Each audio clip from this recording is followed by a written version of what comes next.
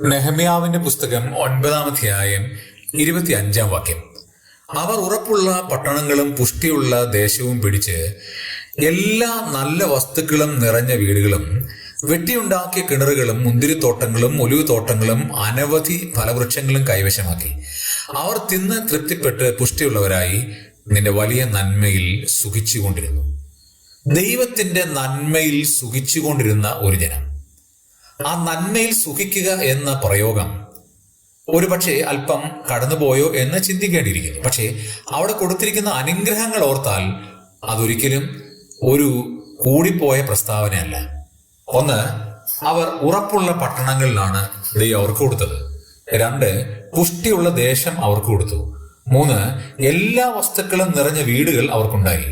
4, വെട്ടിയുണ്ടാക്കിയ കിണർ അവർക്കുണ്ടായിരുന്നു. 5, മുന്തിരിത്തോട്ടങ്ങൾ അവർക്കുണ്ടായിരുന്നു.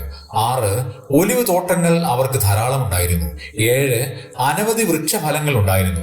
8, അവർ തിന്ന് തൃപ്തന്മാരായി. 9, അവർ പുഷ്ടിയുള്ളവരായി. ഇത്രയും കാര്യങ്ങൾ ചെയ്തു എന്ന് മാത്രമല്ല, ദൈവത്തിന്റെ വലിയ നന്മയിൽ അവർ സുഖിച്ചു. ഇത്രയും കാര്യങ്ങൾ അവർക്ക് ദൈവം ദാനമായി കൊടുത്തിട്ടും ദൈവീയ കൃപയിൽ നിന്ന് അവർ വീണുപോയി. ദൈവം നമുക്ക് നൽകുന്ന ഓരോ ദാനവും ദൈവത്തിന്റെ ദാനമാണ് എന്ന് മനസ്സിലാക്കി ജീവിപ്പാൻ ദൈവത്തിന്റെ ആത്മാവ് നമ്മെ സഹായിക്കുമാറാകട്ടെ.